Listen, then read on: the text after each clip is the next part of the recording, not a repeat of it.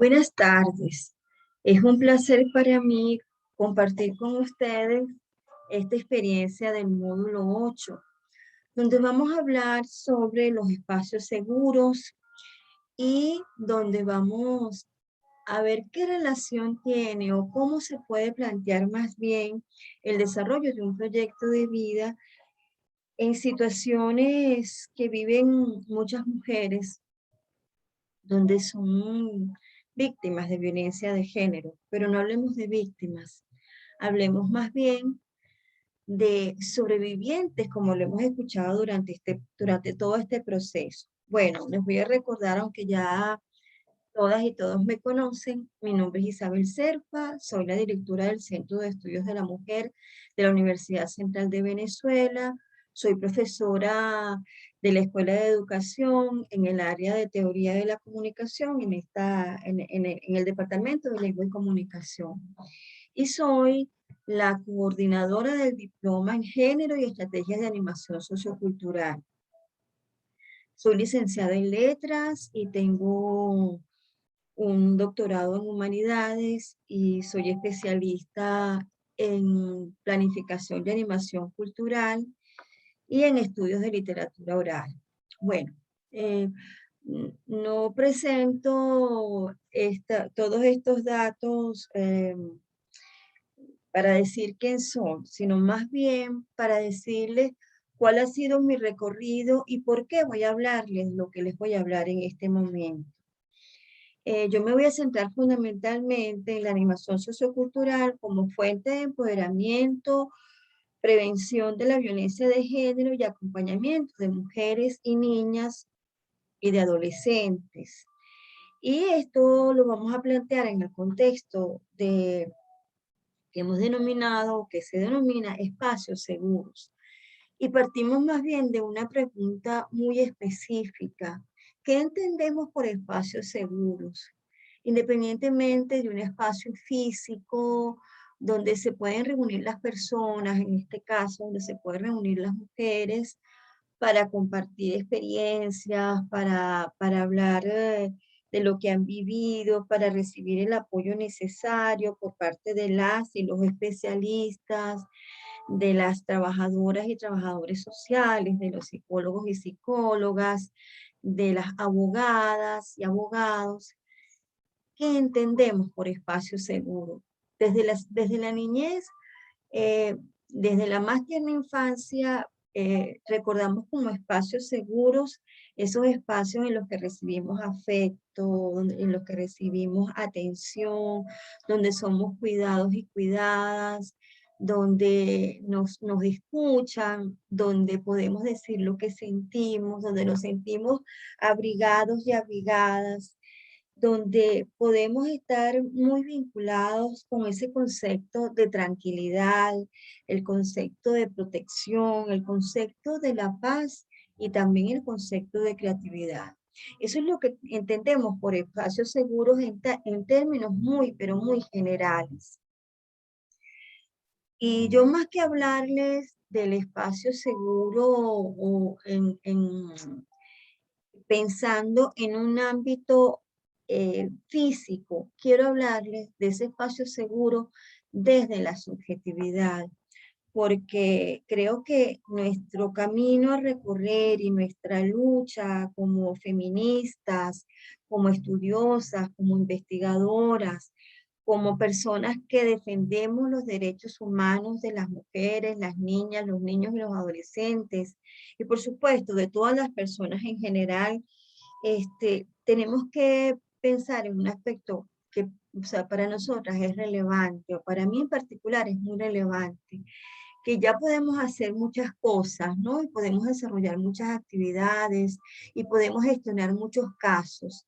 Pero si no gestionamos nuestra interioridad, si no nos paseamos por la necesidad de darle atención a nuestra casa interior, a nuestro espacio más importante, poco avanzamos.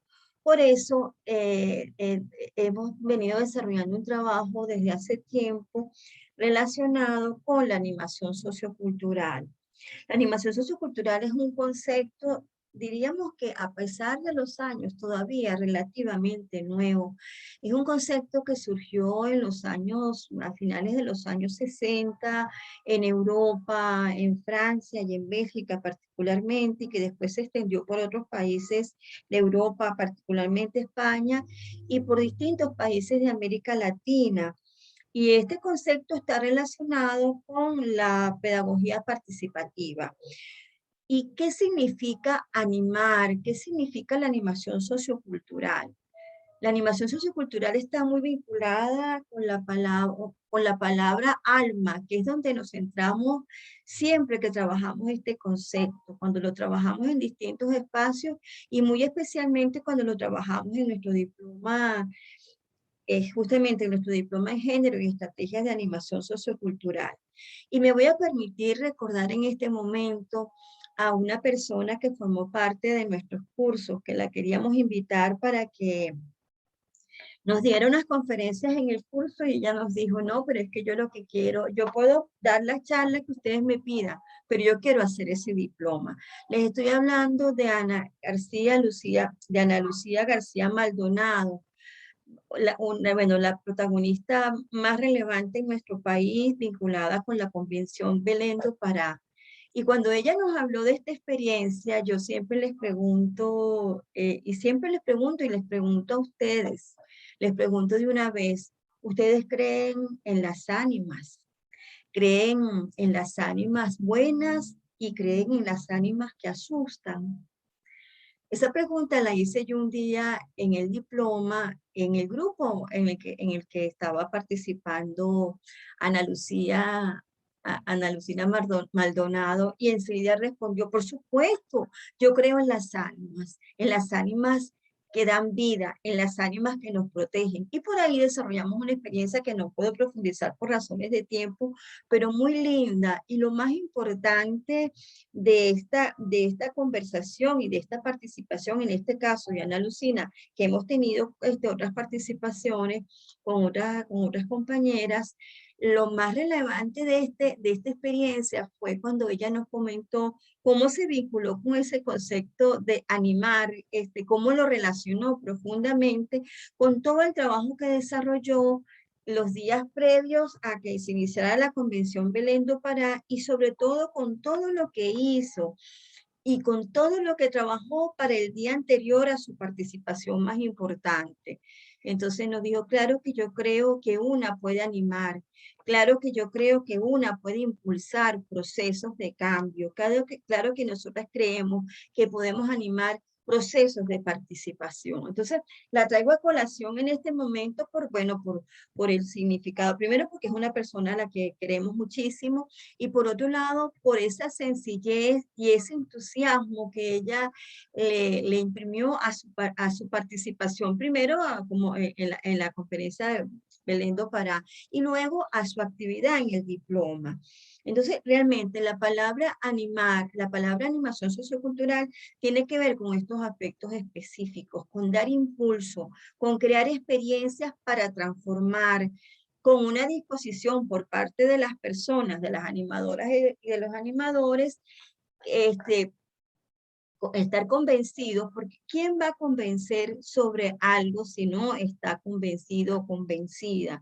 Entonces, realmente para nosotras el concepto de animación sociocultural que forma parte, tiene unas bases teóricas, digamos que bien profundas, relacionadas con la pedagogía participativa, relacionadas con la intervención social, con una caracterización específica de los y las animadoras y con una formación muy específica que deben recibir las y los animadores.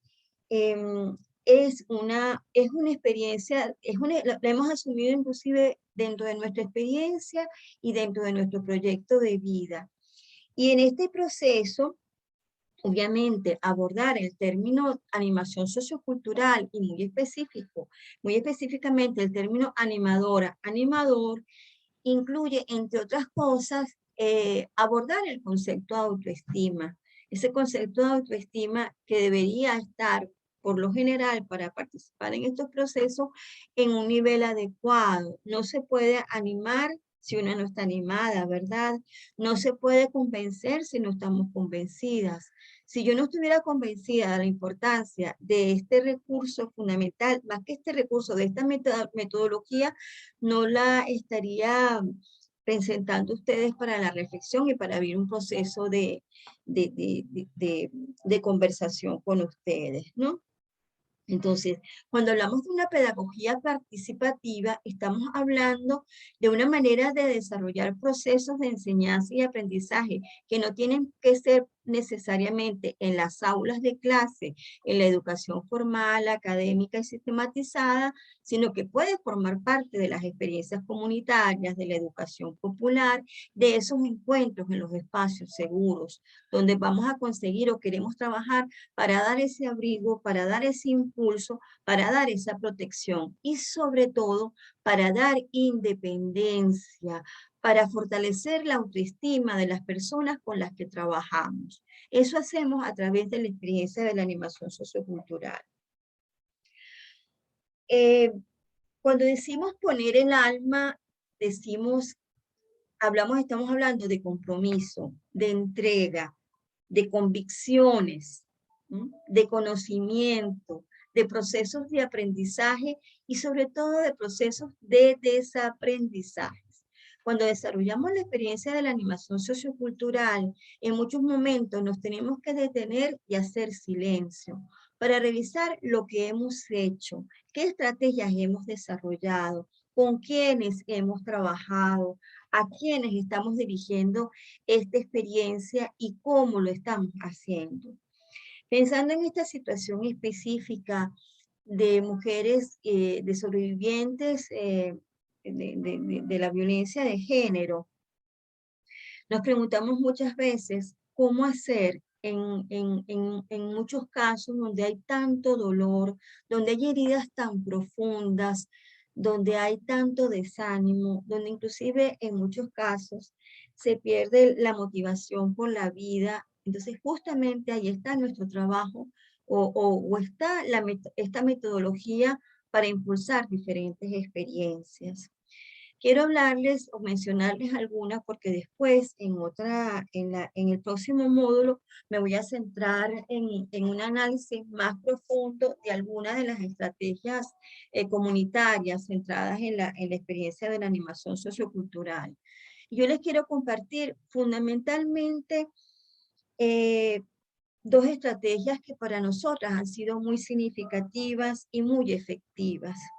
Como lo hemos dicho en tantas ocasiones y lo hemos dicho aquí en esta experiencia del curso de actualización, el aspecto fundamental, o vamos a decir, la columna vertebral de toda esta experiencia es la comunicación. Si no estamos centradas en la experiencia de la comunicación, centradas y centrados en la comunicación, y si no, no es que no estemos centrados y centradas en ella, si no valoramos significativamente lo que esto significa, estamos, yo diría, como que fallando desde la base. Y entre otras razones, ¿por qué? Porque consideramos que el primer logro que tiene toda persona, pero especialmente el primer logro que tenemos las mujeres, es tomar conciencia de nuestro acceso a la palabra. Y esa es parte del logro. Pero el logro más significativo es tomar, o sea, habiendo tomado conciencia de nuestro acceso a la palabra, ejercerla. Ejercerla para reclamar y exigir nuestros derechos. Exigir nuestros derechos como ciudadanas, como mujeres, pero también para apoyar a las demás, para darle voz a las que no tienen voz, para las que están más vulnerables, para las que no son capaces de hablar. Recuerdo que en el encuentro anterior, en algún momento, surgió la palabra silencio. ¿Y por qué es importante el silencio? El silencio es necesario. Y en el silencio, y ese silencio se llena muchas veces de esas palabras, de las palabras que preguntan, de las palabras que nos inquieren y nos dicen si lo estamos haciendo bien, si lo estamos haciendo mal, si podemos mejorar, si podemos crear otras estrategias. para seguir trabajando. Como yo les dije ya hace un rato, pues yo vengo vinculada al área de las palabras, no solo por mi profesión, no solo porque soy licenciada en letras, sino porque me encantan las palabras. Y como me encantan las palabras, una de las estrategias que desarrollamos fundamentalmente, en principio en nuestro diploma, donde creamos el grupo de las hijas de Artemisa, que nos dedicamos a contar cuentos, a contar historias con enfoque feminista y con perspectivas de género. Pero también nos parece muy importante esta experiencia de las palabras para contar cuentos y contar nuestras historias y escuchar las historias de las demás. En el trabajo que hemos venido desarrollando, tanto en el diploma como en experiencias comunitarias que desarrollamos en el CEN y fuera del CEN a manera personal, o sea, me he incorporado a algunas actividades en algunas comunidades. Yo estoy convencida de que la estrategia de animación sociocultural más relevante para nosotras en el camino que hemos recorrido ha sido el desarrollo de la narración oral, la experiencia de contar y de escuchar historias. ¿Sí? Y hablamos de mujeres que cuentan y escuchan historias. Y en todo este proceso les puedo poner miles, bueno, miles, sería muy poco modesto de nuestra parte, pero les puedo contar muchas experiencias donde el contar una historia ha podido, yo no me atrevería a decir a salvar una vida, pero a generar procesos de reflexión, a generar procesos de interacción, hacer preguntas, como nos pasó en alguna ocasión o nos ha pasado en varias ocasiones cuando hemos contado, por ejemplo, el cuento de Arturo y Clementina de Adela Turín, donde se aborda el tema de la violencia simbólica, por ejemplo. Y allí podemos tener respuestas, hemos tenido respuestas como las siguientes. Después de contar varias historias en el Museo Alejandro Otero, en una experiencia comunitaria que desarrollamos allí, y después de contar con las hijas de Artemisa este cuento, una señora se nos acerca un día y nos dice: pensar que tuve que esperar tanto tiempo para darme cuenta que yo soy como Clementina, pero yo lo puedo hacer igual que ella. Puedo dejar todo a un lado y vivir mi vida. Puedo ser independiente. ¿Ok?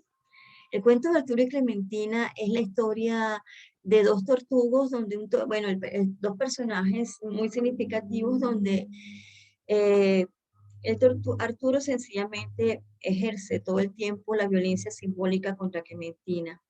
Y en un momento determinado, pues Clementina se cansa y empieza a descubrir la libertad, y empieza a descubrir lo creativa que puede ser, y empieza a darse cuenta de la importancia que es la independencia, y un día decide marcharse y dejar a Arturo y vivir su vida de manera independiente para desarrollarse como artista, porque era lo que ella quería hacer, por ponerles un ejemplo.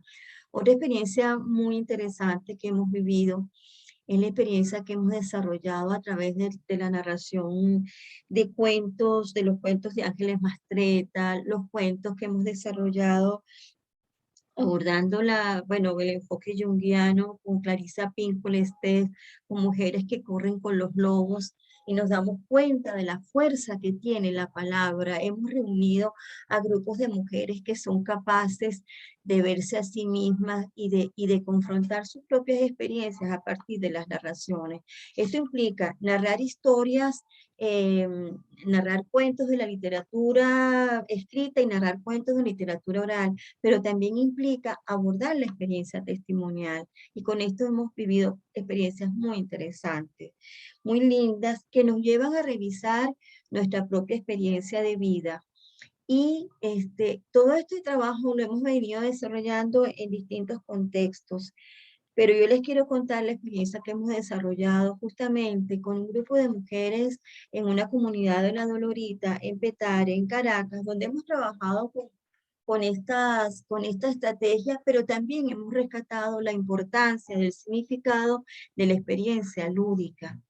Y ha sido maravilloso ver cómo a través del juego, a través de ese encuentro que tiene que ver con la recreación, que es la búsqueda y el encuentro con nosotras mismas, cómo estas mujeres han pasado de ser en algunos momentos absolutamente pasivas, donde apenas hablaban, a ser mujeres muy entusiastas, a crear estrategias alternativas para crear una ludoteca comunitaria en su comunidad, para hablar de sí misma, para compartir con sus hijos e hijas, inclusive en el momento que nos reunimos.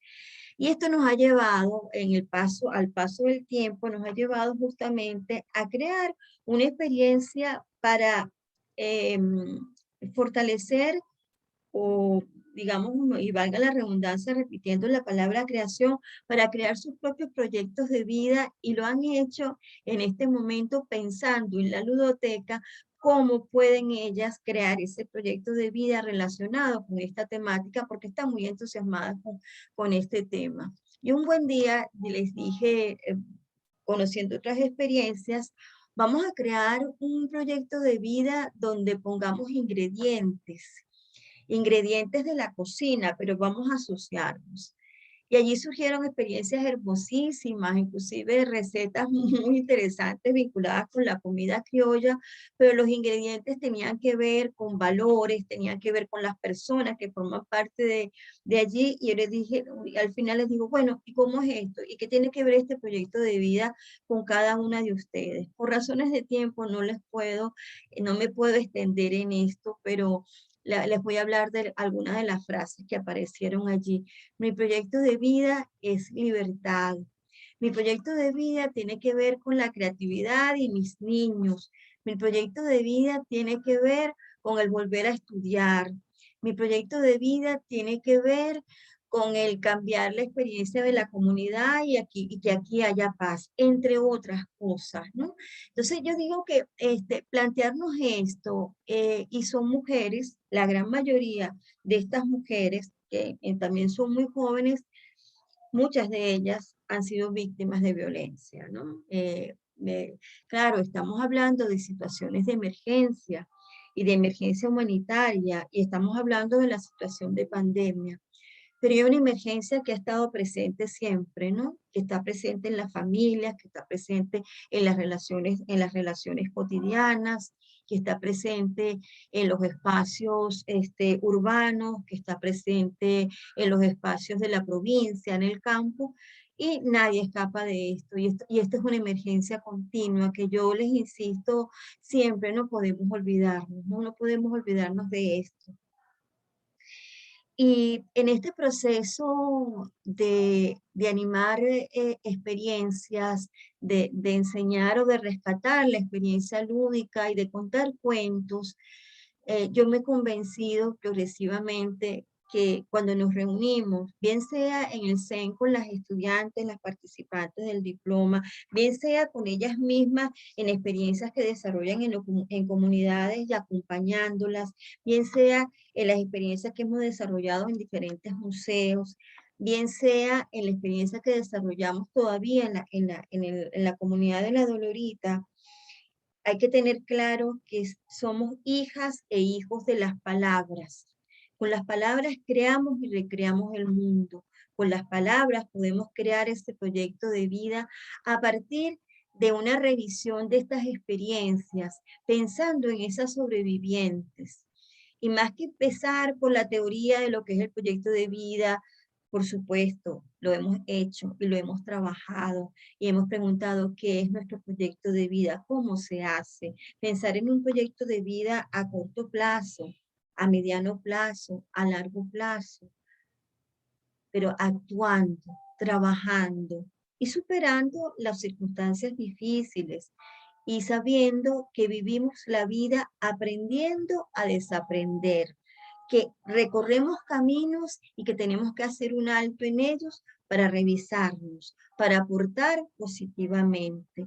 Esto para nosotros es fundamental, es fundamental. Y cuando hablamos de esos espacios seguros en los que hemos estado de los y que hemos compartido, hay una palabra que aparece muchas veces, y es la palabra soledad. De esa palabra vamos a comentarla después cuando profundicemos más las estrategias en el próximo módulo. Pero siempre decimos, no estamos solas, realmente no estamos solas. Primero, porque en el camino vamos consiguiendo que nos apoye y vamos creando redes. Esas redes son muy importantes, pero no estamos solas. ¿Saben por qué? Porque si seguimos trabajando con conciencia, con profundidad, con, con humanidad, y hacemos de ese desarrollo psicosocial una experiencia que de verdad nos sirva para vivir, para transformar nuestra vida, pues miren, nunca estaremos solas, porque siempre, siempre vamos a tenernos a nosotras mismas.